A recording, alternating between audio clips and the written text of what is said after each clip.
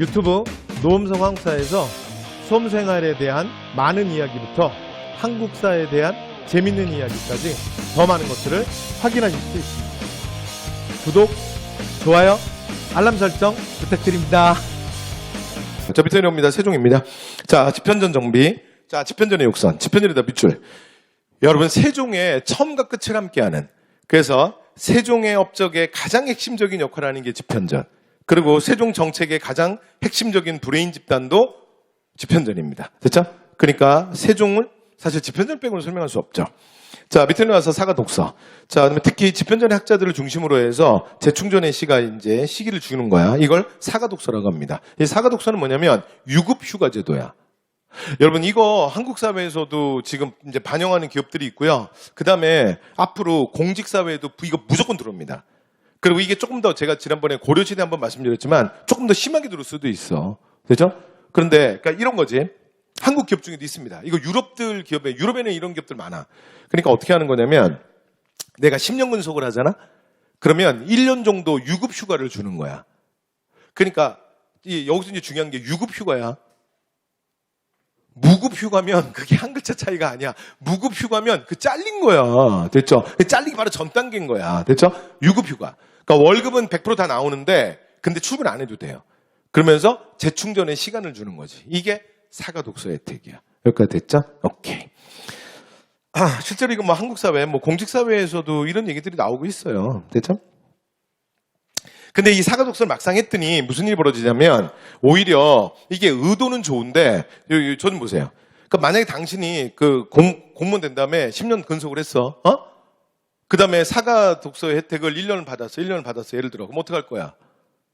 당연히 재충전의 시간을 갖겠죠. 열심히 공부하고, 그치? 그 다음에 가족들, 사랑하는 사람들이랑도 시간을 보내고, 그럴 거 아니야. 그죠? 근데 안 그러는 사람도 있더라, 이거야. 실제 상당수의 공무원들은 월급은 다 나오는데 아침에 출근할 필요 없잖아. 그러니까 어떻게 되는 거야? 그렇지, 밤새도록 술 처먹는 거야. 이해돼요? 그래서 사가 독서 혜택이 끝나고 보니까 무슨 일이 벌어졌냐면 세종 때 이게 원래 제도의 목적이랑은 달라지는 거야. 그러니까 소위 말해서 관료들이 재충전의 시간이 되는 게 아니라 방전돼서 와. 이해돼요? 그래서 무슨 강경화가 생겨서 오기도 하고요. 그 다음에 뭐 무슨 말인지 알겠죠? 그러니까 이거 아닌데? 그래서 성종이 어떻게 하냐면 야 업무는 안 해도 되는데 출근은 해야 한다. 그게 뭐냐면 독서당이에요. 그래서 이 제도가 밑에다 한번 써보세요. 이게 나중에 성종 때 독서당으로 넘어가게 돼요. 그러니까 업무는 안 봐도 좋아. 그러니까 무슨 말인지 아시겠죠? 도서관을 하나 지정해 주는 거야. 이해되셨죠? 그래서 만약에 남산도서관이다. 그러면 출근 안 해도 돼. 자기 관청에. 대신에 남산도서관에 출근해서 그냥 책 보다 가야 돼. 이해됐죠? 아침에 그냥 무조건 술 처먹고 TV 자고 뭐 이런 건 안 된다고. 됐죠? 자, 그래서 독서당으로 이어지게 돼요. 자료 내려옵니다. 자, 그다음에 이제 유교적 의례. 자, 국가행사를 오래 따라 거행하고 주자가래 시행을 장려합니다. 여러분 이거 중요해요. 그러니까 이 유교식 오례라는 게 뭐냐면 유교식 오례가 일단 들어만 두세요. 봐봐요. 오례를 다 외울 필요는 없어. 그러니까 첫 번째 가장 대표적인 게 가래. 뭐라고 쓴 거야? 가래. 이게 아름다운 예입니다. 아름다운 예. 가장 아름다운 예가 뭐야? 그래서 꽃다운 젊은 남자와 젊은 여자가 만나서 아름다운 가정을 이루는 거죠. 됐죠? 그래서 가래는 대표적으로 혼례예요. 혼례. 자, 그다음 길례. 굉장히 길한 예. 길한 예가 뭐야? 하면 제례입니다. 제례. 됐죠? 제사. 조상에 대한 제사를 지내는 거. 자, 그다음 흉례. 흉례는 뭐겠어요? 굉장히 흉한례야. 여러분, 우리가 살면서 가장 큰 일, 흉측한스러운 일이 뭐야? 사람이 죽는 거지. 됐죠? 그래서 흉례는 장례입니다. 장례. 여기까지 됐죠? 자, 그 다음 빈례. 빈례는 뭐냐면 이 빈이 손님이에요. 손님. 됐죠? 그래서 손님이 올 때 손님을 맞이하는 예야. 그러니까 이건 뭘 얘기하는 거겠어요? 외국 사신단들이 왔다. 그러면 새 사신단들을 맞는 의례와 절차입니다. 여기까지 됐죠? 이걸 빈례라 그래요. 자, 그리고 마지막 군례. 군례는 바로 이해되시죠? 그래서 군대에 사실은 예법과 의례 뭐 이런 것들을 얘기하는 거야. 자, 이걸 뭐라 그런다? 오례라고 합니다. 됐죠? 이걸 뭐라 그런다고요? 오례. 그래서 국가의 중요한 행사를 유교의 5월에 맞춰서 하는 게 언제다? 세종이다. 이거 꼭 기억하셔야 돼요. 됐죠? 근데 이걸 뭐랑 구별해야 되냐면, 그런데 올해를, 그러니까 국가의 주요 행사를 그러니까 올해에 맞춰서 하는 건 세종이야. 되죠? 이거 구별해야 돼. 그런데 나중에 이게 책으로 나와요. 아예 그러니까 공식화 시키는 거야. 되죠? 자, 그래서 그 책을 뭐라 그러냐면 국조 올해이라고 해요. 나중에 이 국조 올해이라는 책이 나오게 되는데, 근데 이 국조 올해이라는 책은 언제 나오는 거야? 하면 이건 성종이야. 됐죠? 그래서 특히 국조 올해이 최근에 연속 출제됐기 때문에 무조건 기억하셔야 돼요. 자, 천천히 한 번만 더 갈게요. 그러니까 국가 중요 행사를 유교식 올해에 맞춰서 거행하는 건 세종부터야. 그래서 4대부에게 주자가례를 권하는 것도 세종부터야. 그런데 국조 올해이라는 책이 편찬되는 건 성종이야. 꼭 구별하셔야 됩니다. 됐죠? 자, 이렇게 해서 말씀드렸고요. 자, 그 다음에 전해와서 왕권과 시권의 조화, 의정부 소사제. 자, 이거 뭐 말씀한 대로 되죠? 자, 그래서 재산권을 많이 주는 거야. 됐죠? 자, 그래서 인재 발굴. 세종 때 보면 그래서 많은 인재들이 있잖아요. 가장 대표적인 게 청백리 재상들이지. 그러니까, 여러분, 우리가 세종의 정치를 인재 발굴, 그리고 많은 재상들을 발굴했다는 게, 여러분, 조선시대의 유명한 재상 한번 떠올려봐. 아니, 조선의 국왕들은 많이 알잖아. 근데 재상들은 여러분 아는 사람 누가 있어요? 누구 있어요? 누구야? 재상. 그러면 조선의 재상 그러면 떠오르는 사람 몇 명 없잖아. 근데 여러분이 보통 떠올리는 그 재상들이 대부분 세종시대 사람들이에요. 그러니까 가장 대표적인 조선의 재상의 대표. 그럼 누구야? 네, 황이지, 황이. 됐죠? 처음 듣는데요? 그러시는 거 아니지? 자, 황이. 그 다음 맹사성. 맹사성과 황희는 실제로 같이 재상을 해요. 그리고 둘이 굉장히 상호 보완적이야. 그러니까 맹사성은 어떤 역할을 잘했냐면, 맹사성은 기본적으로 사람이 굉장히 겸손하고, 그 다음에 남의 말을 잘 듣는 사람이야. 그래서 뭐 예조라든가 또는 이조라든가, 그러니까 조금 더 이렇게 좀 탄력적인 업무를 잘하고요. 그 다음에 황희 같은 경우는 아주 칼 같은 업무를 되게 잘했다 그래요. 그래서 주로 뭐 호조라든가, 뭐 예를 들어 병조라든가 뭐 이런 업무들을, 형조라든가 이런 업무들을 되게 잘했대요. 자, 어쨌든 간에 황희와 맹사성, 그 다음에 유관, 그 다음에 뭐 허조, 뭐 이런 조선의 유명한 재상들이 전부 세종 때 사람들입니다. 세종 때. 그러니까 이 재상들에게 권한을 많이 준 거지. 그죠? 근데 참고로 저희가 이제 뭐 청백리 재상이라고는 말은 하는데요.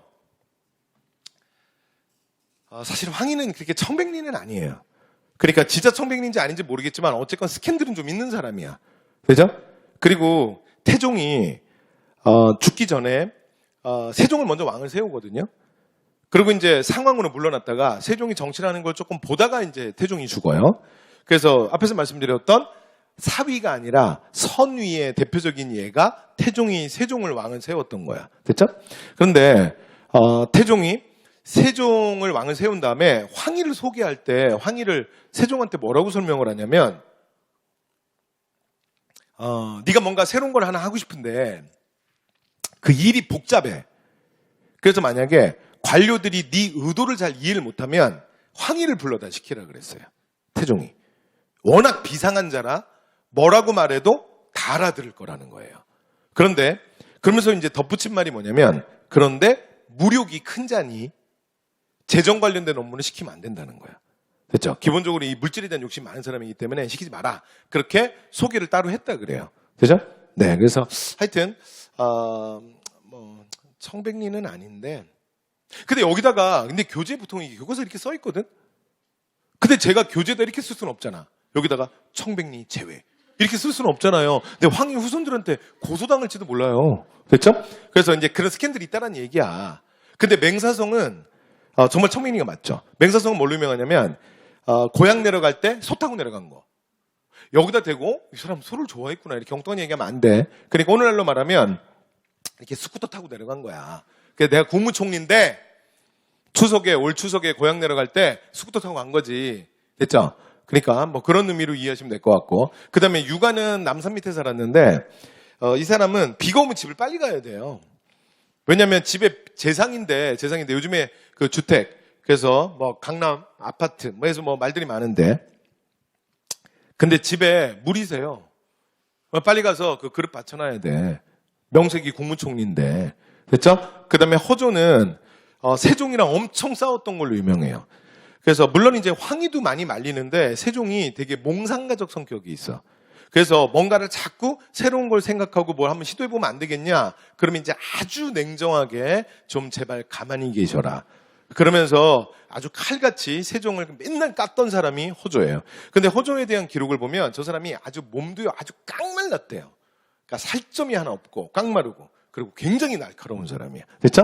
네. 그런데 세종이 그를 또 옆에 뒀어요. 그죠? 자, 그래서 세종도 유명한 뭐 재상들입니다. 자, 이렇게 해서 참고로 뭐 잠깐 말씀드렸고요. 근데 말란 김에 잠깐 얘기하면 그래서 여러분 황희의 꿈이 뭐였냐면 여러분 조선에서 가장 그러니까 재상을 오래 한 사람이야. 그러니까 조선 재상의 대표는 원래 2명이 있거든요. 조선 후기를 대표하는 게 이원익이고 이원익 얘기는 나중에 우리가 광해 때 한번 할 거예요. 자, 그리고 또 한 명의 조선 전기를 대표하는 재상이 황입니다. 그래서 재상만 굉장히 오래 했는데 이 황희의 꿈은 뭐냐면 은퇴하는 거야. 왜냐하면 황희가 돈이 되게 많아. 자식들도 돈이 많아. 근데 중요한 건 뭐냐면 돈 쓸 시간이 없어. 돈 쓸 시간이 없는 거야. 그래서 황희가 꿈이 은퇴하는 거야.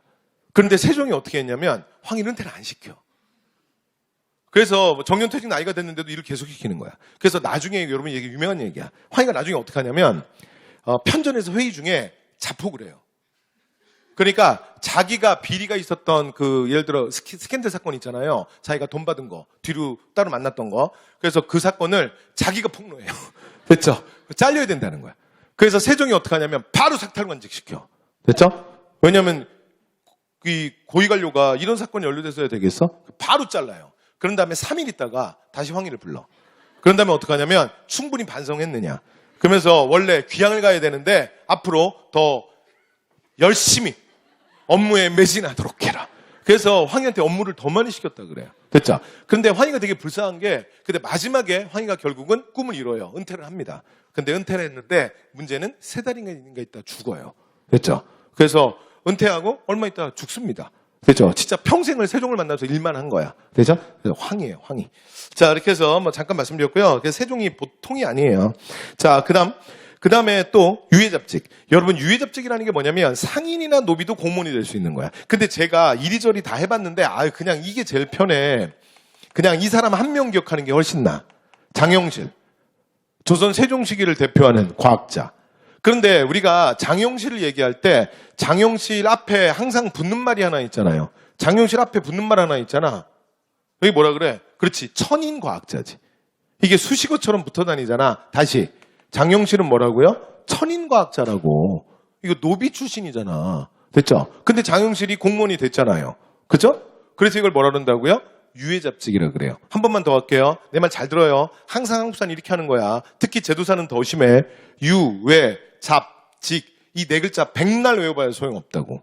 무슨 말인지 알겠어요? 그러니까 이런 단어 외우는데 좀 집착 좀 하지 마. 됐지? 그러니까 그게 중요한 게 아니라, 유해잡직이란 말이 중요한 게 아니라, 그러니까 조선시대에 상인이나 노비가 공무원이 될 수 있는 거야, 없는 거야? 관리가 될 수 있는 거라고요. 그걸 유해잡직이라고 한다고. 됐죠? 그냥 그걸 기억하면 돼. 그러니까 그 4단어 기억하지 않아도 그냥 장영실을 기억하면 돼요.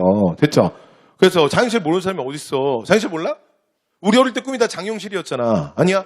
한국 사람들은 다, 한국 어린이들은 꿈이 다 어릴 때 다 과학자 아니야? 맞잖아요. 우리가 수학이라는 과목이 어떤 과목인지 정확하게 알기 전까지 우리의 꿈은 과학자였잖아. 맞죠? 그래서 천인과학자 장영실. 끝. 자, 그 다음에 이제 옆으로 넘어와서 대외정책. 자, 대외정책은 사군과 육진. 그래서 사군과 육진 설치인데, 일단 사군은 최윤덕을 보내요. 최윤덕. 됐죠? 사군은 최윤덕. 그러니까 사군은 어디냐면 압록강 쪽이에요. 압록강. 됐죠? 여기에는 최윤덕을 보내는 거고, 그 다음 육진은 김종서예요. 됐죠? 그래서 사군은 최윤덕으로 하여금, 그 다음에 육진은 김종서로 하여금 개척하게 합니다. 여기까지 됐죠? 네. 자, 그 다음에 스시마 정벌. 그래서 자, 스시마 정벌 이거 앞에서 했는데. 자, 스시마 정벌은 누구 보낸다고요? 이종무. 됐죠? 여러분 이거 꼭 기억해야 돼. 다시. 스시마 토벌인데 만약에 박위면 이게 언제라고요? 고려말 창왕. 기억나? 그러니까 외구 격태는 전부 우왕. 근데 딱 하나 창왕이 따랬지? 그게 뭐야? 스시마 토벌. 박위. 기억나죠? 근데 이종무면 언제가 되는 거야? 조선 세종. 여기까지 됐죠? 오케이. 자, 그 다음에 이제 밑으로 내려와서 토지 결수의 증가. 자, 그리고 공법의 시행이에요. 그러니까 실제로 이제 정도전이 꿈꿨던 세상을, 그리고 조선의 거웅자들이 꿈꿨던 세상을 실제로 세종이 이루어주는 거예요. 세종이. 그래서 세종 때는, 여기 좀 보세요. 여러분, 이 표 찾지 마. 없어. 교재에 없어. 그리고 이 표는 어디에 가면 있냐면 경제 파트에 있어. 그러니까 경제 파트에 가면 어차피 있으니까 그냥 여기서 보기만 하세요. 이 표를 말하고자 하는 게 아니야. 그러니까 실제로 조선시대에 가장 생산력이 많이 증대됐던 시대가 언제냐면 세종이에요. 세종. 그래서 이 원장부 결수라는 말이 뭐냐면, 그냥 편하게 들어봐요. 이 원장부 결수라는 말이 뭐냐면 이게 양안상의 토지야. 양안에 등록된 토지. 됐죠? 이게 두꺼운 그래프야. 그럼 보시면 양안상에 등록이 된 게 가장, 그러니까 수치가 높은 게 가잖아. 가가 언제냐면 세종이야. 여기까지 됐죠? 그 다음에 실제 수세 결수라는 게 무슨 뜻이냐면, 그냥 그대로 읽어보세요. 말을 그대로 읽어봐. 무슨 말인지 알겠지? 그러니까 실제로 세금을 걷는 땅. 이해 됐죠? 그러니까 이건 뭘 보여주냐면 세종 때가 생산력 최대예요. 생산력 최대. 근데 여기서 또 하나 여러분 기억하셔야 되는 게, 세종이 어떤 사람이냐면 세금을 진짜 미친 듯이 거둔 거야. 미친 듯이. 됐죠? 세금을 진짜 미친 듯이 거뒀다고요. 그래서 가장 많이 세금을 거둔 사람이 세종이에요. 그러니까 기득권 세력들이 미치는 거야. 그래서 여러분 대한민국에 종부세니 뭐 이런 얘기들 나오고 있잖아. 근데 이거 예전에 노무현 정부 때 한번 나왔던 거야. 근데 언론이 완전히 정부를 바보를 만들었잖아. 언론 플레이를 해서 기사를 쏟아 부어가지고. 그죠? 근데 지금도 보니까 또 비슷한 이슈가 등장을 했어요. 됐죠? 그래서 종부세 기본적인 대상이 누구야? 그러니까 시가 기준으로 해서 거의 일반적인 사람들은 별로 해당 사항이 없어요. 일단 기본적으로 세금 액수가 조금 느는 게 9억 이상이야. 그런데 그게 실제 실거래가도 아니잖아, 그게. 그러니까 그 정부 공시가 아니야, 공시가. 공시가로 9억 이상. 근데 그 조금밖에 안 느는 거야. 근데 실제로 느는 사람들은 사실은 정말 고액의 아파트를 갖고 있는 사람들이지. 됐죠? 그런데 이 신문 기사들을 보면 원래 부동산 신문 기사의 핵심은 공포 마케팅이거든요. 그러니까 끊임없이 공포심을 자극하는 거야. 그래서 지금이라도 집을 사야 된다. 집값이 계속 오를 거다. 이런 끝없는, 그러니까 소위 말해서 공포 마케팅을 하거든요. 근데 어쨌든 간에 세종은 어떤 사람이냐면, 세종의 방식은 이거야. 세금은 감면해 주겠다야. 나중에 이거 경제 파트에 가면 할 거야. 연분등법, 전분육등법이라는 게 이게 세종 때 공법인데, 이 공법의 특징이 뭐냐면 세액을 낮춰주는 거예요. 근데 세종의 방식은 뭐냐면 탈세할 생각하지 말라야. 그래서 탈세하다가 걸리기만 해라야. 그러면 폐가망신시켜주겠다야. 그래서 실제로 세액을 낮췄잖아요. 근데 여러분 보세요. 이 하얀 막대기가 뭐냐면 얼마나 세금을 걷었냐야. 그러니까 조선왕조 100년 27명의 국왕 중에 가장 미친 듯이 세금을 걷은 사람, 가장 많은 세금을 걷은 사람은 세종이에요. 세종. 그리고 여러분 생각해 보세요. 당신들 나중에 공무원 되잖아? 저 좀 봐요. 탈세할 수 있을 것 같아? 탈세할 수 있을 것 같아? 여러분 탈세 일반적인 사람들이 하는 거 아니야. 탈세하는 특별한 계층들이 있다니까. 됐죠? 그래서 세금 대신에 낮춰주겠다 이거야. 근데 탈세하다 걸리면 폐가망신 시켜주겠다야. 이해되세요? 그래서 조선 전기, 사실은 세왕조를 꿈꿨던 사람들이 생각했던, 그러니까 부국. 그렇죠? 그 부국이 진짜 이루어진 거지. 그리고 조금 전에 말씀드렸던 사군과 육진의 설치. 그리고 스시마 토벌. 이건 뭐야? 정말 강병까지 이루어진 거잖아요. 그러니까 조선의 건국자들이 꿈꿨던 세왕조. 이 조선이나 세왕조의 부국강병의 꿈은 실제 세종이 이루어준 거예요. 그죠? 네. 자, 이렇게 해서 세종 얘기하면서 뭐 잠깐 조금 더 사군과 육진의 설치 말씀드렸고요. 이게 공법입니다. 자, 그리고 이 공법 제정하는 데 있어서, 자, 조정신하에서 지방 촌민에 이르기까지, 여러분 이거 기출에 2번이나 나왔어. 아니, 세계에 이런 구강이 어디 있어, 정무대사에. 그래서 밑줄 치셔야 됩니다. 18만 명에게 찬반을 물었어, 밑줄. 됐죠? 그리고 10년간 시범 기간을 거쳐요. 이게 박스 안에 있는 밑줄 쳐볼게요. 전분육등법과 연분구등법이야. 이걸 세종 때 공법이라 그래요. 공법. 그러니까 공법이란 말이 별말이 아니야. 오늘날 우리말로 해서 그냥 세법이야. 세법. 됐죠? 어떻게 세금 부과하냐고. 그러니까 되죠? 그러니까 여러분 이런 사실은 조선의 국왕이 어디 있어요? 세금을 부과하는데 저 좀 봐요. 여러분 오늘날 우리가 국민주권 시대라고 얘기하잖아. 근데 현재 대한민국도 그러지 않아. 근데 전근대사의 군주가 시민이 어디 있어 시민이. 전근대사회는 신민이야 신민. 국왕의 소유물이에요. 그리고 모든 국토는 왕토야 왕토. 왕토라는 게 뭐냐면 모든 이 나라의 땅은 그냥 왕의 땅인 거야. 이게 왕토 사상이에요. 됐죠? 그런데 군주가 자기의 땅에 자기의 백성들에게 세금을 부과하는데 그 백성들에게 의견을 물어? 여러분 이런 군주가 어딨어. 그것도 18만 명 넘는 여론조사를 한 거예요. 이런 군주가 어딨어요. 여러분 나중에 뒤에 가면 말씀드릴 건데 농사직설이 어떻게 만들어지는지 아세요? 농사직설?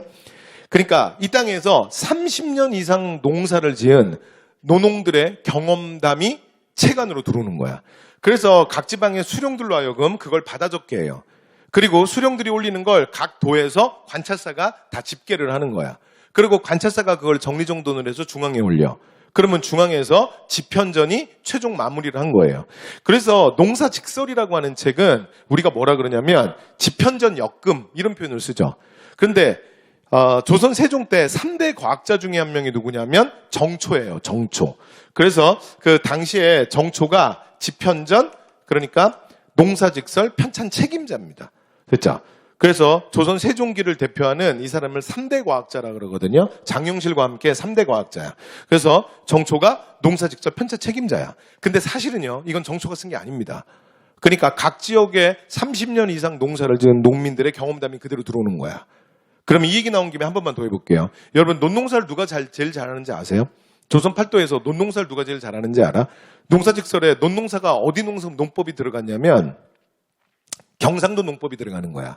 왜 그러냐면 전라도 사람들은 농사를 잘 못 져요. 왜 그러냐면 전라도는 이 땅에서 가장 축복받은 곳이에요. 전라도는 한반도 전체에서 가장 비옥한 곳이야. 근데 전라도가 땅만 비옥한지 알아? 전라도는요, 뭐를 해도 다 먹을 거예요. 그러니까 산 뒤쪽으로 넘어가도 다 먹을 거죠. 그 다음에 앞에 바다를 가잖아요. 그러면 앞에 그러니까 큰 갯벌을 갖고 있죠. 그게 사실은 또 인간의 식량의 보고잖아. 맞지? 그러니까 산을 올라가든 그 다음에 뭐 땅에 서 있건 바다를 가든 그냥 전라도는 다 먹을 거예요. 그래서 우리나라 음식 문화가 가장 많이 발달하는 곳이 전라도야. 그리고 우리나라에서 원래 역사적으로 조선시대에 큰 문학가들 있죠. 대문학가들이 등장하는 것도 그래서 전라도야. 왜냐하면 문학이 발달하려면 배가 불러야 돼. 돼요? 그래서 이게 뭐가 많이 만져지냐? 자, 그래서 괜히 졌다. 자, 근데 어쨌건 뭔 말인지 알겠죠? 철학은 어디서 발달하는지 알아? 그래서 우리나라의 대사상가들은 주로 경상도에 많아. 왜 철학가가 많은지 아세요? 경상도가 배고파서 그래요. 그러니까 배고프면 고민이 많은 거야. 경상도는 왜 배고픈지 얘기해 볼게요. 경상도는 뭐가 문제냐면 경상도는 주제를 몰라. 실제로 조선왕조에 보면 경상도 인구가 전라도 인구랑 비슷해. 근데 사실은 말이 안 돼. 왜냐하면 전라도는 인구가 많아도 인구 부양력 있는 동네야. 근데 경상도는 그런 동네가 아니야. 그런데 주제를 모르고 인구가 전라도랑 비슷해. 그러니까 이 사람들은 뭐가 이제 고민이 많냐면 농사를 진짜 열심히 해야 되는 거야. 그러니까 수출량이 정말 많아야 되는 거야. 왜냐하면 굶어 죽을 상황이야. 이해돼요? 그러니까 논농사를 경상도 농민들이 제일 잘 져요. 우리나라에서 밭농사는 누가 제일 잘 짓는지 아세요? 밭농사는 평안도 사람들이 제일 잘 져요. 서토인들이. 그래서 농사직설에 밭농사는 어디 편이 들어가냐면 평안도 편이 들어가. 이 평안도가 어떤 곳이냐면 가장 저주받은 땅, 가장 척박한 곳이야. 그래서 이곳에서 농사를 짓고 먹고 살려면 수단과 방법을 가지고 뭐라도 기술을 만들어내야 되는 거야. 그러니까 농업기술이 가장 좋은 건 평안도예요. 제가 이 말씀을 왜 드리냐면 우리의 삶도 그렇죠. 그러니까 실제로 큰 성공을 거두는 사람들의 대표적인 특징 중에 하나가 사실은 어려움을 겪었던 거예요. 그러니까 어릴 때부터 부모가 모든 걸 다 해줘. 부유한 집안에서 태어나서 모든 걸 다 해줘. 그러면 사실은 그런 사람들이 큰 일을 하기는 쉽지 않죠. 그리고 큰 일을 할 뭐 필요성이나 느끼겠어? 그래서 강철은 두들겨 맞으면서 단련되는 거야. 그래서 저는 가끔 이제 공부하신 여러분들 보면서 이런 좀 안타까운 생각이 들기도 해요. 그러니까 어떤 분들이 있냐면 이 젊은 친구들 중에 정말 크게 하나도 부족한 게 없는 친구들이 있어요. 나이도 어리고 그다음에 공무원 준비하는데 부모가 다 해줘. 돈도 지원 다 해주고 그다음에 얘기를 내가 상담을 해보면 알아. 그럼 상담을 해보잖아요. 그러면 집도 괜찮게 사는 것 같아. 그러니까 뭐 크게 부족함이 없구나. 그러니까 이 친구들이 뭐냐면 그냥 정말 재밌게 다녀요. 대학 다니듯이 다녀. 그리고 부족한 게 없는 거야. 근데 그렇다고 해서 공무원 시험 준비하는데 또 완전히 노는 건 아니야. 그러니까 뭐 해. 기본적으로 할 건 해. 근데 그냥 하는 거야. 그냥 어느 정도 자기가 생각하는 뭐 요 정도 내가 요만큼은 해야 되지 않느냐. 그냥 그만큼만 하는 거야. 그리고 정말 간절함이 없지. 그래서 제가 말씀드리는 것 중에 하나는 만약에 그런 좋은 환경이 있으신 분들이 있다면 제가 드리고 싶은 말씀은 그래요. 여기에 공부하는 모든 친구들이 다 그렇게 편하게 공부하는 건 아니에요. 그리고 모든 공무원들이 다 그렇게 되는 건 아니야. 그래서 조금 더 진지하게 여러분 공부하시는 걸 생각해 볼 필요가 있을 것 같아요. 그리고 반대로 어려운 상황 속에서 공부하시는 분도 많죠. 제가 얼마 전에도 말씀드렸지만 그 가정 2주 전인가요? 그 아이 키우는 주부도 와서 저랑 상담을 했었거든요. 그러니까 아이를 키우면서 사실 공부한다는 게 정말 어렵죠. 그러니까 이제 그렇게 힘들게 공부하는 분도 있어요. 그리고 여기 공부하는 친구들 중에도 여러 가지 그러니까 제가 이런 말도 하거든요. 그러니까 학원비니 뭐니 이런 게 부담스러워서 저랑 이제 지금 수업 듣는 친구 중에서도 그러니까 공부를 하다가 아르바이트를 하다가 공부를 하다가 아르바이트를 하다가 이렇게 보였다 안 보였다 하는 친구들이 있어요. 그러면 제가 그걸 좀 말린다고. 그리고 되도록이면 차라리 학원 안에서 할 수 있는 일을 해라. 그러니까 뭐 예를 들어 연구실 조교를 하든가 또는 학원에도 이제 관련된 일들이 있거든요. 그러니까 이게 이렇게 안에서 되도록이면 만약에 학비도 벌고 뭐 이렇게 하고 싶으면 해야지 자꾸 바깥에서 사실은 돈 벌고 이렇게 하면 근데 문제는 시간 소모가 너무 많고 그다음에 여기 앉아서 하루 종일 진짜 공부하는 애들도 진짜 공부만 하는 친구들도 있기 때문에 그들과 경쟁하는 게 쉽지 않다. 뭐 이런 얘기도 제가 하고 그래요. 그런데 얘기를 좀 마무리하면 제가 말씀드리고 싶은 건 여러분 세상에 공짜는 없어요. 그래서 제가 드리고 싶은 말씀은 여러분 누군가는 그냥 되게 쉽게 하는 것 같잖아. 그치? 그러니까 부모가 다 도와주고 뭐 특별히 걱정도 없고 집안도 윤택하고 뭐 그런 친구들이 있어. 그렇잖아요? 여러분 근데 그게 크게 그렇게 부러워할 일이 아니에요. 여러분 나중에 보세요. 그 친구들이 어떻게 공무원이 되고 어떻게 공직 생활을 하는지. 여러분 인생이 생각보다 길어. 그래서 그거 크게 부러워하지 않아도 돼. 그리고 그건 지 몫이 아니잖아. 지 능력이 아니었던 거잖아. 그냥 집안 배경이 조금 더 그래도 나보다 좀 상황이 좀 나았던 거잖아. 별로 부러워할 일 아니야. 나중에 보세요. 여러분 우리의 삶이 생각보다 길어요. 그리고 여러분들 공부할 때 여러 가지 어려움이 있을 수 있죠. 그런데 제가 드리고 싶은 말씀은 여러분 그게 우리가 실패할 이유는 아니에요. 그리고 강철은 두들겨 맞으면서 단단해지는 거야. 그리고 여러분이 여러 가지 어려움을 겪고 그걸 극복하고 여러분들의 성취를 이룬다면 그리고 여러분들의 성공이 더 빛날 거예요. 그리고 나중에 여러분이 어떤 곳에 가서도 이 공직자로서 더 빛나는 사람이 될 거야. 그리고 여러분 공무원이 된다고 해서 우리 인생이 끝나는 건 아니잖아요. 그렇죠? 그러니까 여러분들의 가치가 훨씬 더 커요. 그래서 여러분들이 공부하시는 중에 혹시라도 왜 나에게 이런 어려움이 있을까? 왜 나에게 이런 시련이 있을까라고 공부하다가 사실은 낙담하고 그리고 굉장히 실망할 수도 있지만 제가 드리고 싶은 말씀은 그것도 여러분 하나의 과정입니다. 그래서 여러분들이 잘 극복하시기 바랍니다. 자신을 믿고. 그래서 잠깐 말씀드렸어요. 이게 이렇게 인간이 위대해진 거지. 평안도는 농사짓기 가장 어려운 곳이야. 가장 저주받은 곳이고 척박한 곳이야. 그래서 그들이 농사를 가장 잘 짓게 된 거예요. 사실은 인류 역사가 발전하는 과정에서 인간은 사실 이렇게 위대해져 왔어요. 그래서 잠깐 그 말씀을 드렸습니다. 자, 그래서 이게 이제 농사직설이야. 그러니까 여러분 이런 군주가 어디 있습니까? 그죠? 그 다음에 형벌제도의 개선. 자, 사형, 판결. 이제 사형이 안에서는 무조건 3심제라. 왜냐하면 재판이 잘못되면 되돌릴 수 없잖아. 그죠? 뒤로 넘어가서 의창제. 빈민구제하고요. 그 다음에 관비의 출산료가 늘려줘. 야, 여러분 이런 것도 대단한 거지. 관비의 출산료가. 그러니까 여종 얘기하는 거야. 관비. 그러니까 공노비들. 그러니까 공노비 중에 여자들이 임신을 하잖아요. 그럼 일정 기간 쉬게 해주는 거야. 여러분 이건 오늘날 우리한테도 시사하는 바가 있어요. 그래서 이거 작년에 기출문제로 결국 나왔던 거야. 근데 이 사료가 나왔을 때 사료를 보고 바로 밑에 사료 있어. 사료를 보고 세종 했으면 그냥 아무것도 아닌 거야. 그리고 세종은 원래 워낙 많이 나오는 문제거든. 됐죠? 근데 봤는데 무슨 말인지는 알겠어. 근데 이거 원왕이야? 누구야? 그럼 끝인 거야, 그냥.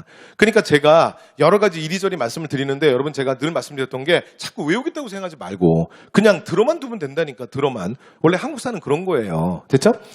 그래서 관비 출산료가 여러분 이것도 오늘날 우리한테 시사하는 바가 있어. 그래서 이거 작년 기출로 나온 거야.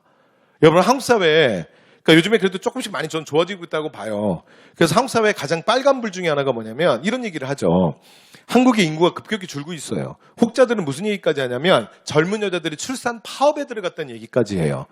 그러니까 정말 아이를 안 낳잖아요. 그래서 요즘에 우리가 보통 3포 세대 뭐 이런 얘기 많이 한다고. 그냥 직장 갖는 거 포기하고 그다음에 결혼하는 거 포기하고 아이 갖는 거 포기하고 뭐 이런 얘기들 많이 하잖아요. 그죠? 그래서 아이를 낳아서 키우는데 부담스러운 사회야. 여러분 이런 사회에 무슨 미래가 있어요. 그러니까 아이를 낳는 게 누군가에게 민폐가 되는 거야. 실제로 여러분 이게 공직사회에도 이런 일이 있다니까요. 하물며 그러니까 무슨 얘기냐면 만약에 내가 특정 부서에서 업무를 봐요. 근데 내가 만약 임신을 했어. 그 임신을 하면 이제 출산 휴가를 가잖아. 아이 낳고 뭐하고 나 출산 휴가 가잖아. 예를 들어 첫 번째를 낳았어요. 근데 두 번째 아이를 임신한 거야. 근데 아이를 내가 둘을 키워. 내가 둘을 키우고 일하고 있는 예를 들어 워킹맘이야. 근데 예를 들어 세 번째 아이를 임신한 거야. 예를 들어. 그럼 이제 이게 어떤 일이 벌어지냐면 이 세 번째 아이를 임신한 걸 어떻게 생각하십니까? 여러분 아이를 갖는다는 건 그리고 이 땅에 새 생명이 태어난다는 건 여러분 이건 정말 축복된 일이에요. 그리고 이 땅에서 제가 교육자여서가 아니라 저는 평생을 이 생각을 갖고 산다고. 이 땅의 아이들은 이 땅의 어른들이 함께 키우는 거야. 그러니까 그 아이들은 그 부모의 소유물이 아니라고요. 그러니까 다 각각이 독자적인 사람이고 그리고 이 사회가 함께 아이를 키우는 거야. 근데 이 사회가 어떤 사회냐면 예를 들어 내가 셋째를 임신했어요. 만약에. 그러면 어떻게 되는 거냐면 주변에 눈총을 받는 거야. 그러니까 어디 병신 같은 게 주제도 모르고 또 임신했어? 무슨 뭐 임신하니 기계야? 이러면서 다 뭘 걱정을 하냐면 그래서 임신해서 빠지면 그럼 또 몇 년 전에도 또 출산휴가 받았다 그래서 내가 또 그 업무 보고 막 그런다고 엄청 생똥을 쌌는데 무슨 저러니까 여자들은 안 된다고 그냥 집에 있지 나와서 왜 일한다 그러는 거야. 무슨 말인지 알겠어요? 여러분 이런 사회에 무슨 미래가 있어? 여러분 이게 여자들만의 문제라고 생각해? 이게 여자들만의 문제야? 사실은 그 아이들의 여러분은 또 아버지이기도 하잖아. 맞잖아요. 그래서 사람들에 따라서 그리고 아이는 사실은 그 가정의 축복이지. 그래서 아빠들 중에도 애기 되게 좋아하는 아빠들도 많아요. 그런데 아빠들도 이 땅에서 요즘에는 그래도 조금씩 변해가는 것 같아. 남자들도 출산휴가를 써야 돼요. 그리고 내가 출산휴가를 쓰는데 그러니까 여러분 공무원 사회가 이런 게 좋다라는 게 그래도 공직사회가 그런 눈치를 들 보는 거야. 그러니까 얼마 전에 그러니까 3년 전에 제가 학교생활 만나면서 한번 불렀던 인천시 교행 친구가 한 명 있어요. 인천 교행. 근데 그 친구가 나이가 좀 있어. 근데 저랑 이제 수업을 하는데 제가 상담을 하는데 사실은 처음에 한 6개월 이상을 상담을 하는데 저는 그 친구가 사실은 그 기혼녀인지를 몰랐어요. 왜냐면 물론 내가 사람을 잘 못 봐서 그런가 봐.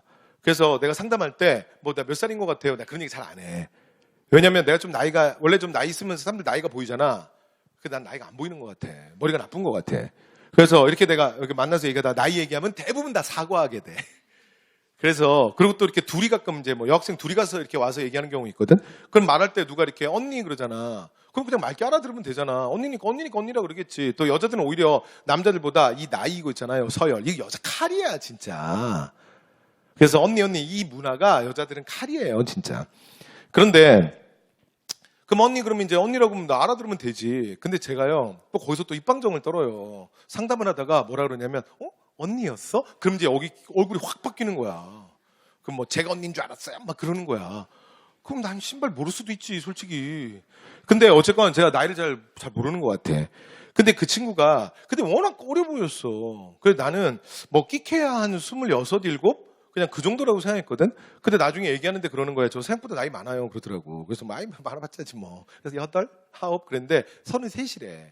그래서 33, 그 정도일 수도 있겠다. 근데 나 뭐 원래 얼굴 보면 잘 몰라요. 뭐 그냥 그랬는데 그러면서 그러더라고. 자기 사실은 기혼녀라고. 그래서 자기가 이제 왜 공무원을 하게 됐는지 그 얘기를 하는 거야. 근데 이 친구가 무역회사를 다녔는데 문제는 진짜 못 살겠더래. 그러니까 너무 사실 야근이 많아서. 거기다가 가장 결정적인 사건이 자기 사수. 자기가 처음에 이제 회사를 들어왔을 때 자기 일을 가르쳤던 사수가 출산휴가를 간 거야. 출산휴가를 갔다가 돌아온 거야. 그런데 돌아오고 나서 회사에서 그 사람한테 어떻게 하는지를 본 거야. 그래서 이 사람이 그때부터는 그만둬야겠다는 마음을 먹은 거예요. 이 친구가. 그때 나이가 이제 30쯤 됐을 때야. 그래서 그만두겠다라고 마음을 먹고 그리고 이제 준비를 한 거지. 근데 뭘 할 수 있을까? 그러다 이제 실제로 공무원을 하게 된 거예요. 근데 그러니까 여러분 실제로 이게 회사에서 그런 일 당해본 사람들 있죠. 그래서 그렇게 해서 공무원을 실제로 준비하는 사람들을 저는 상담하면서 여러 번 봤어요. 그래서 출산휴가 갔다 오잖아? 그럼 회사에서 어떻게 하냐면 절대 못 자릅니다, 요즘엔. 자르면 큰일 나요. 됐죠? 절대 못 잘라. 어떻게 하냐면 본인이 그만두게끔 만들어요. 본인이 그만두게끔. 근데 대표적인 게 뭐냐면 일을 잘 안 줘. 그러니까 주로 회사에 출근하면 일을 조금 하긴 하는데 그냥 멀뚱멀뚱 앉아있는 시간이 많아. 그러니까 그렇게 계속 만드는 거야, 사람을. 그래서 특별히 일을 안 줘요. 그러니까 반대로 그 사수가 그 출산휴가 복귀하고 나서 오히려 자기한테 일 가르쳐줬던 선배 아니야. 근데 그 사람이 자기 눈치를 보더래. 그러면서 뭐 나한테 시킬 일 없냐고 자꾸 물어보더래. 그러니까 이제 그 모습을 보면서 이 친구가 정말 이곳은 아니구나. 이곳은 내가 계속 있을 수 없는 곳이구나. 그리고 이제 공무원 시험을 준비했다 그래요. 그리고 준비하는데 남편이 많이 지원해주고 그러니까 학원비도 그렇고 걱정하지 말라 그러고 지원해주고 이렇게 했다 그래. 그래서 1년을 했는데 떨어지고 2년 했는데 떨어지고 결국 3년 만에 붙긴 했어. 그래서 그 떨어지고 나서 그 얘기 하더라고요. 남편이 그렇게 응원했지만 자기가 떨어지고 나니까 제일 떨어졌다고 말하기 힘든 상대가 사실은 남편이었대. 진짜 자존심 너무 상했다 그러더라고. 그러니까 엄마는 괜찮은데 근데 남편한테는 또 떨어졌다는 말을 하는 게 너무 자존심 상하는 거야.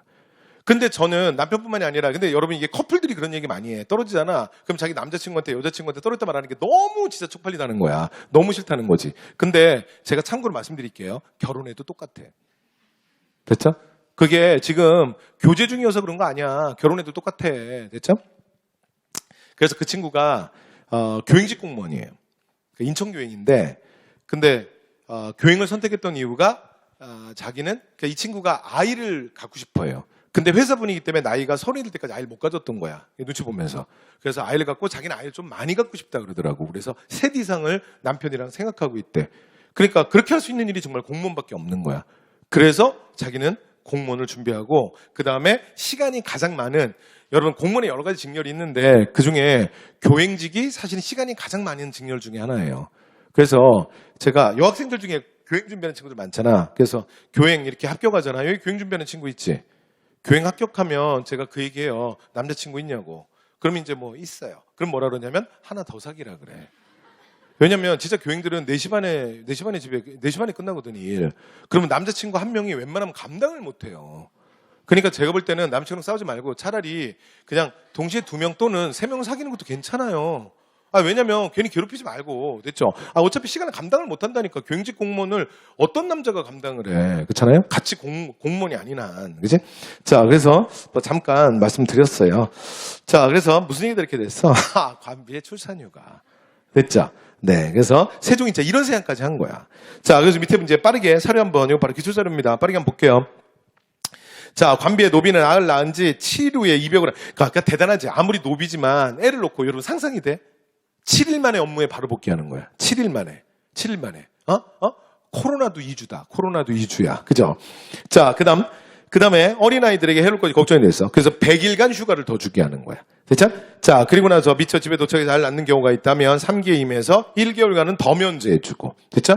그래서 이게 뭐냐면 관비의 출산휴가예요. 됐죠? 자, 그래서 굉장히 이 전근대 국왕 중에 사실 이런 왕이 어디 있어. 그죠? 자, 그 다음 밑으로 내려와서. 그래서 여러분 제가 잠깐 말씀드렸지만 한국 사회에서 이 사회가 정상적이라면 아이를 낳기에 편한 사회가 돼야 돼. 그러니까 내가 어떤 직장에 있건 그리고 내가 공무원으로서 어떤 곳에 있건 만약에 내 임신을 했어. 그러면 임신을 했다는 건 굉장히 축복받을 일이야. 그리고 임신을 했을 때 초기에 그 산모의 사실은 몸의 상태나 이런 것들이 굉장히 위험할 수 있거든. 그러니까 이제 내가 임신했다는 걸 주변에 알려야 되고, 그리고 주변 사람들은 그 사람을 굉장히 많이 배려해줘야 돼. 왜냐하면 그 임신 초기에 되게 위험한 시기들이 있고 또 출산 전에 위험한 시기들이 있거든요. 그러면 그거를 주변에서 도와줘야 될 거 아니야. 배려를 해주고.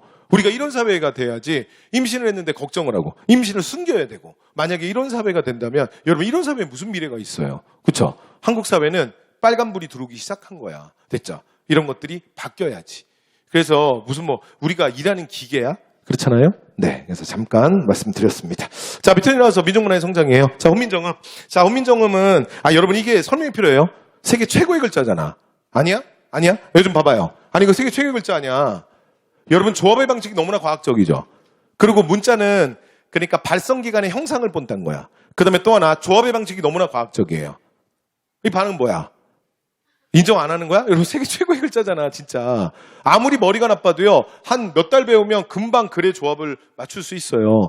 여러분, 우리 말이, 외국 애들이 우리나라에 와서 말을 배울 때 말이 어려운 거야. 글자가 어려운 게 아니에요. 글자는 진짜 쉽지. 말이, 특히 한국말에서 가장 어려운 게 뭐냐면, 우리가 존댓말이 너무 많아. 그래서 외국인들이 한국말을 배우면 가장 많이 실수하는 게 존댓말이야. 그렇죠? 그래서, 진지 먹었어? 뭐 이렇게 얘기하잖아. 그리고 이제 외국인들이 이렇게 한국말 배우다 보면 떠듬떠듬하면서 반말을 되게 많이 해. 그치? 그 왜 그러냐면 우리가 존댓말이 너무 많아요. 그 다음에 감정을 표현하는 단어들이 너무 발달했어. 그러니까 그런 걸 이제 그런 것 때문에 어려운 거죠. 여러분, 글은 쉬워요. 됐죠? 여러분, 워드 몇 타 쳐요? 워드 몇 타 쳐? 그러니까 그런 거 요즘에 워드 몇 타 치고 뭐 그런 거 없지. 근데 당신들 그래도 다 잘 치잖아. 어릴 때부터 맨날 채팅하고 게임하고 그러면서 그냥 대충 다 치잖아. 그치? 그냥 다 몇백 타 치지 않아? 그치? 중국 애들 워드 치는 거 봤어? 중국 애들 워드 치는 거 봤어요? 중국 애들 영어로 음가 쳐. 그럼 한자가 쫙 떠. 그러면 커서로 막 움직여가지고 그 글자에다 놓고 탁 치면 한 글자 들어가. 그러고도 뭐 왔다 똥사 이러면서 막 신나해. 이해돼요? 옆에서 바라보고 있으면 눈물이 흘러요. 근데도 계속 신난다. 그리고 계속 쳐. 일본 애들 치는 거 봤어? 일본 애들 자판 치는 거 봤어? 여러분, 일본에서 그 컴퓨터 자판 사오잖아. 그럼 약간 당황한다? 우리 거랑 안 맞는다? 그러니까 일본의 컴퓨터 자판은 위에 한 줄이 더 있어. 그러니까 일본의 가나 문자라는 게 반쪽짜리 문자잖아. 어차피 지글자만으로는 글자를 못 쓰잖아. 한자를 차용해야 되잖아. 근데 그럼에도 불구하고 자판 한 줄 더 써. 됐죠? 그런데 결론은 마지막 순간에 한자 또 써야 돼. 여러분, 문자 있죠? 여러분들 다 엄지족들 아니야. 맞지? 그 내가 가끔 수업할 때 봐요. 그래서 보면 이렇게 그래도 이제 여러분들 나이가 있으니까 대신에 이렇게 막 꺼내놓고 치진 않아. 물론 가끔 꺼내놓고 치는 애들도 있어. 그 책 옆에다가 핸드폰 갖다 놓고 이렇게 툭툭툭 확인하고 툭툭툭 보내고 그런 친구들이 있어. 손가락으로 툭툭툭 하는 친구들이 있어. 가끔 있는데. 근데 뭐 그래도 나름 나이도 있고 그러니까 이렇게 좀 나한테 안 보이게 이렇게 아래로 책상 아래로 이렇게 내려서 해. 근데 문제는 그럼 뭐하니? 뭐 움직이는 어깨는 어쩌고. 이해됐죠? 근데 여러분 그거 보지도 않고 여러분 보내잖아. 그치? 보지도 않고 그냥 시선 나한테 주고도 보내잖아, 문자. 여러분 그거 한글이라서 되는 거야. 한글이라서. 여러분 중국 애들 보내는 거 봤어? 진짜 눈물이 흘러요. 일본 애들 보내는 거 봤어? 여러분 핸드폰에 이런 기능이 있잖아. 문자 보낼 때 그 오자 치면 오늘도 이렇게 나오는 거 알아? 그 다음에 바로 뭐 그럼 좋은 치면 돼. 그러면 그 다음에 또 나와. 하루 되세요. 그럼 하루 되세요. 이런 기능 알아? 여러분 그 기능 거의 안 쓰잖아. 당신들 그 기능 안 쓰잖아. 그죠? 근데 그 기능이 핸드폰에서 굉장히 중요한 기능이야. 막강한 기능이야. 사실은. 그래서 예를 들어 일본 애들 문자 치는 거, 이렇게 문자 같은 거 치는 거 옆에서 보잖아요. 다 그걸로 쳐. 그 기능으로. 그게 굉장히 중요한 기능이야. 근데 한글이 조합의 방식이 워낙 과학적이기 때문에 여러분은 손으로 치는 게 더 빠른 거야. 그게 예를 들어 감을 쳤는데 감사합니다가 밑에 떴다고 해서 그걸 또 치다가 밑으로 내려서 또 손을 누르느니 그냥 여러분은 감사합니다를 쳐버리는 게 더 빠르잖아. 그게 한글이라서 그래. 여러분 예를 들어 일본 애들 문자 보내는 거 보면 그 기능이 진짜 중요해요. 그리고 중국 애들 톡하는 거 봤어? 위챗. 걔네들 이제 우리로 말하면 이제 카카오. 걔는 위챗만 쓰잖아. 야, 옆에서 보면 진짜 눈물이 앞으로 흘려. 눈물이 막 흘러요. 걔네들 어떻게 하는지 아세요? 이렇게 치는 것도 있는데 치는 것도 너무 힘들거든. 그래서 톡을 어떻게 보냐면 위챗의 기능 중에 음성으로 많이 보내. 중국 애들 보내는 거 못 봤어? 그럼 이제 예를 들어 뭐해? 이렇게 하는 거야. 그럼 저쪽에서 들어 또. 그럼 이제 음성을 들어야 될 거 아니야. 그럼 내용이 뭐야? 뭐해? 그다음 뭐? 왜? 그래. 그럼 여기 또 왜 또? 그럼 여기 또 뭐야? 그냥. 그럼 그것도 그냥 뭐 이렇게 하는 거야 계속. 진짜 눈물이 앞을 가려. 나라면 통화를 그냥 하겠다. 그죠? 그런데 내 이제 아는 중국 친구가 있거든. 중국 분이 한 분 계셔. 근데 그새 뭐라는지 알아? 이게 무슨 말이냐고. 이게 훨씬 더 발전된 기능이지 막 그러는 거야.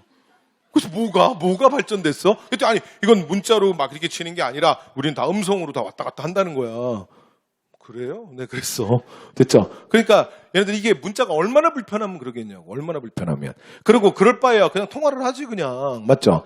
그리고 이 글자라는 게 이 음성과 다르게 또 글자가 글자로 전해주는 그 느낌과 메시지라는 게 있어요. 그죠? 그리고 특히 여러분들은 그런 거 되게 중요하게 생각하잖아. 그래서 가끔 이렇게 똑같은 거 이렇게 합격생 이렇게 오고 그러면 저도 요즘에는 꼭 해요. 마지막에 그냥 아니 괜찮아 다음에 봐. 그리고 그냥 끝내면 약간 얘네들이 오해를 하더라고요. 저도 배웠어. 그래서 반드시 이렇게 물결 이런 거 해줘야 돼. 그래서 다음에 봐. 이렇게 물결 이거 반드시 해줘야 돼.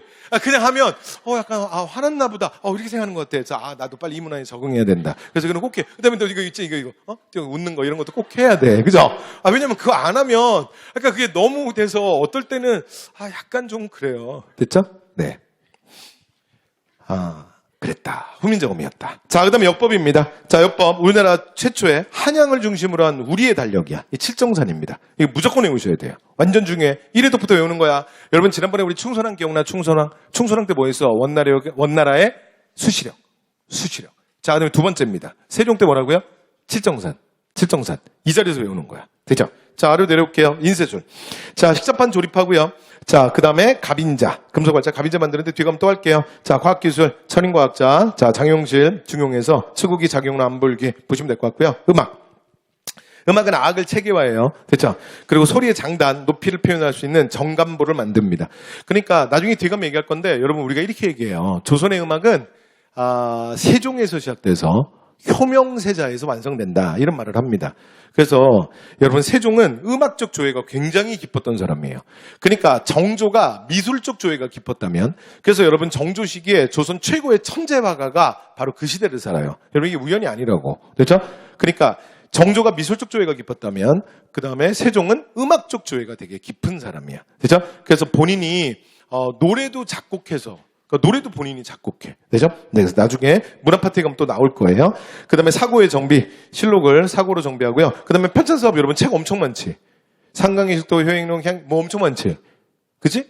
근데 여러분 이 책들 있잖아. 이거 중요한 거야.